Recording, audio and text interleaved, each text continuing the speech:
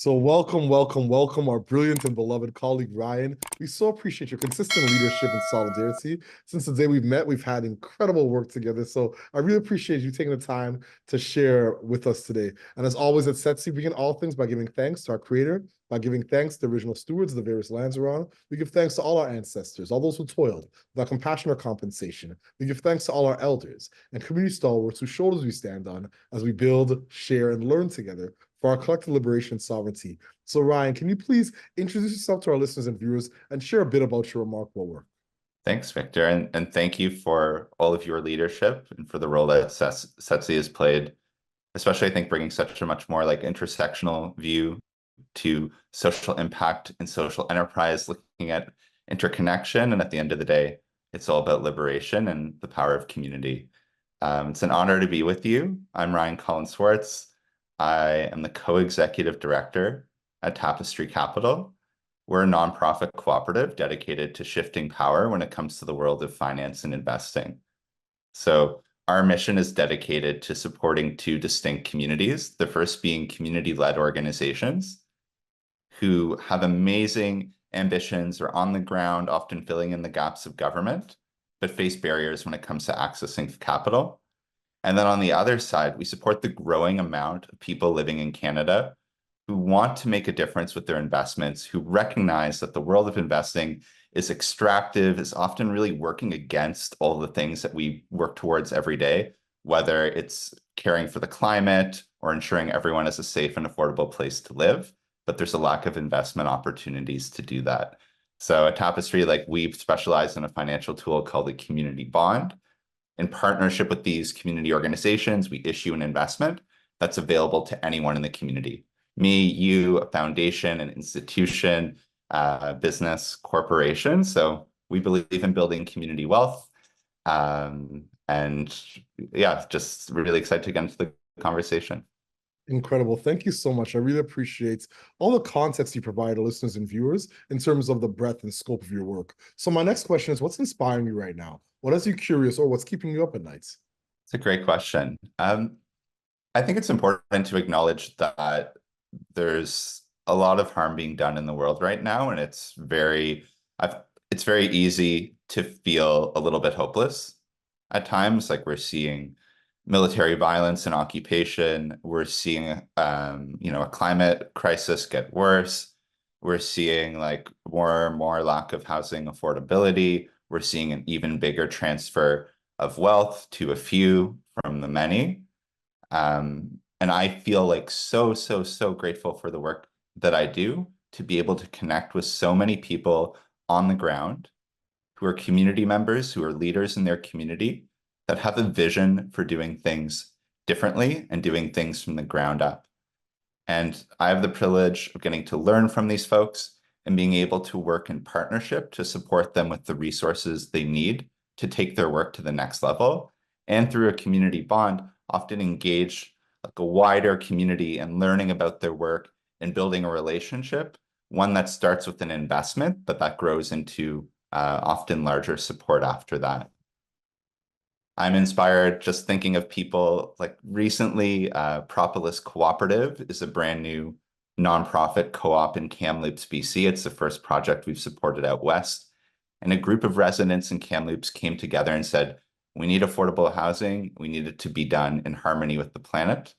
There were a lot of barriers for them to be able to raise the money, like banks wouldn't loan to them because they didn't have any existing assets, or big institutions wouldn't give them a loan because they didn't have any existing projects. So how do you actually get started?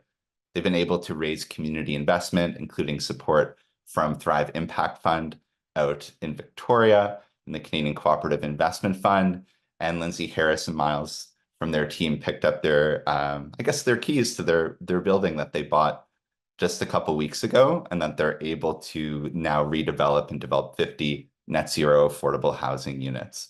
Or thinking of on Monday night going down to Kensington Market, where Zach, Dominique, Kevin, and that team are going to be launching their community land trust to, take apartments and properties off the private market and preserve them to affordability. All of these examples of people who are on the ground doing that work give me so much hope and inspiration. I would also say, as a co-executive director, I am so inspired by the incredible people I get to call my coworkers and colleagues at Tapestry. You've been able to like build a relationship with Suzanne, but I can name everyone on the team, and I think that's another like joy or inspiration that's not often talked about is the impact within an organization and what it's like to be inspired by other people, to collaborate with each other. And I always felt that before co-founding Tapestry, felt very alone in the work that I was doing. And now I feel just so inspired every day by the people I work with who are so smart, so caring, and so committed to the power of community. What an incredible journey. Thank you so much for your candor and authenticity and sharing those narratives of grassroots community organizations working to solve pervasive systemic challenges. Really appreciate your leadership and consistency. So my next question is, what challenges and barriers do you face in your work? And what are some of the approaches you and your colleagues are taking to overcome some of these challenges and barriers? The first I would say is recognizing that the finance and investing system that we operate in isn't set up to serve community-led organizations and organizations that don't prioritize profit and maximizing shareholder value. So when you're operating in this financial system, like we're up against a really inherent challenge that the system isn't designed to serve us. And a lot of times, we can be at events and people say, there's a climate crisis, there's a housing crisis, the system is failing, but a lot of times you can say that actually the system is doing exactly what it was designed to do.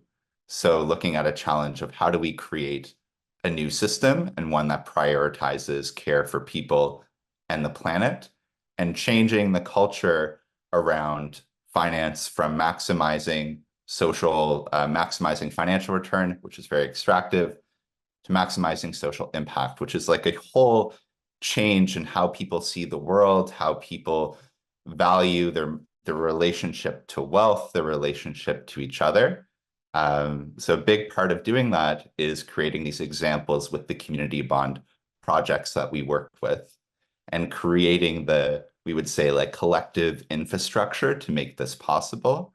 So our history with Tapestry is we're a part of a nonprofit cooperative called TREC, the Toronto Renewable Energy Co-op, an amazing history in themselves, building these community finance, community-owned renewable energy projects.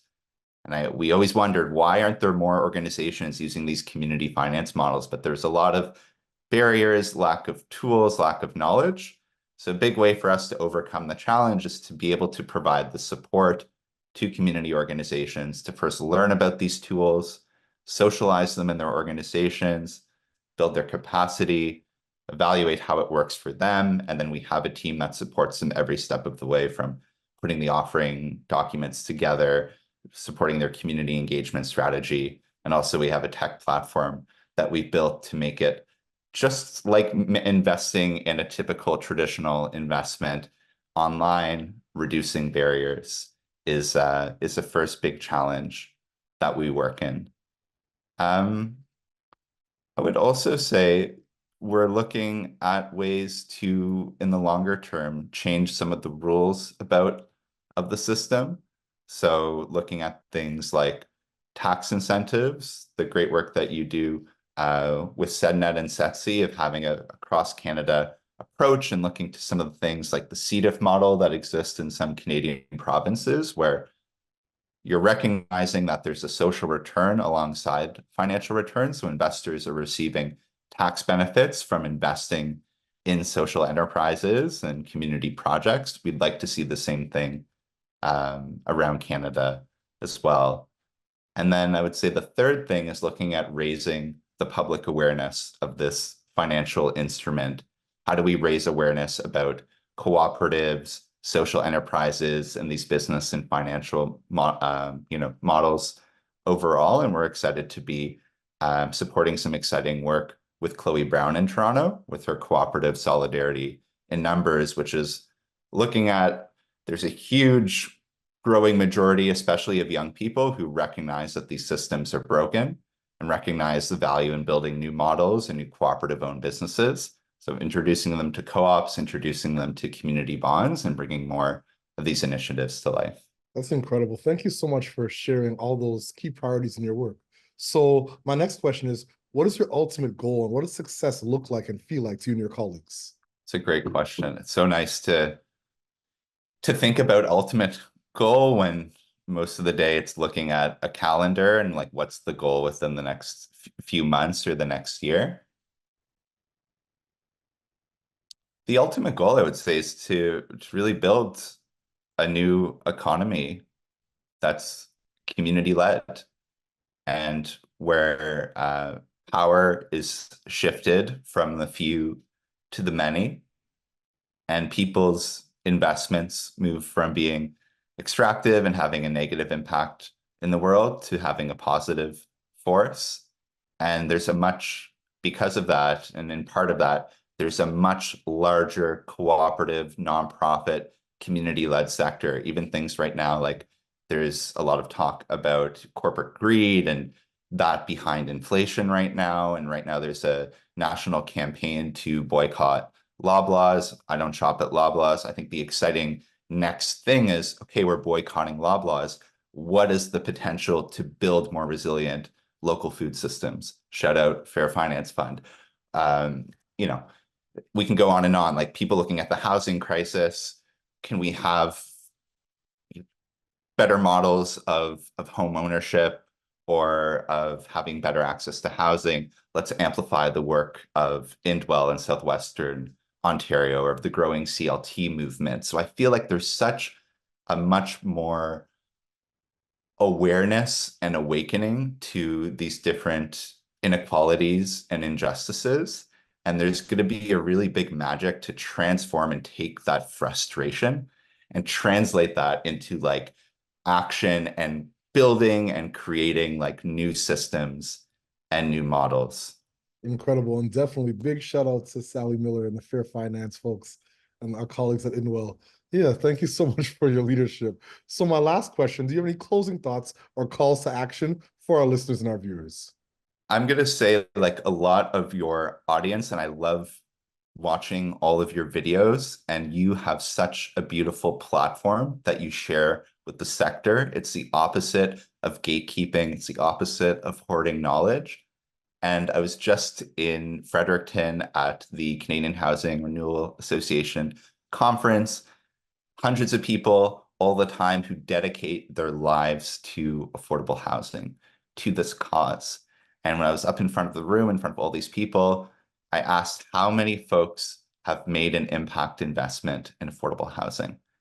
And I was the only one. I was the only one. So I do think that change starts, inward moving outward. And as a sector, being able to become involved in social finance and impact investing, we might all work every day advancing the cause of affordable housing, food security, health, racial justice. Can we also start to get involved with aligning some of our investments with those causes, with those things, and also speaking to our family, our friends, and our own community and building the movement outward? I would also give a closing shout out and acknowledgement to a lot of the exciting collective work happening with the rest of the sectors in the 6 years since we've launched Tapestry, seeing the growth of SETC, SEDNet, the Social Finance Fund, Catalyst Community Capital, Raven, I don't want to name names, but just really seeing the growth and the development and a lot of things that have moved from just an idea or just a dream into a really tangible model. A lot of people thinking someone should do this, where right now it's actually happening, and it's now more people need to get involved, fund, support, and engage. So a whole lot of gratitude to you, Victor, and to the rest of the sector, and an appreciation. We have so much to go. We're up against such big challenges. It's important to also recognize and have gratitude for how far we've come. Absolutely. That's a beautiful way to end this remarkable conversation interview, with gratitude. And once again, I'm grateful for your leadership and being able to walk alongside you on this journey. I still we're reminiscing on when we first met downtown Toronto in your office. And yeah, I've been able to follow your work alongside you, sit at many tables with you, build with many of your colleagues around really important issues. and really trying to re-envision what community capital should and could look like. So once again, I just applaud your tenacity, your resilience, and your authentic leadership stance, as always, my good friend. So as always, at Setsi, we close this conversation the way we began, by giving thanks to our creator, by giving thanks to the original stewards of the various lands we're on. We give thanks to all our ancestors, all those who toiled without compassion or compensation. We give thanks to all our elders and community stalwarts whose shoulders we stand on as we build, share, and learn together for our collective liberation and sovereignty. Ryan, we appreciate you, my friend. Thank you. Beautifully said. Thank you, Victor.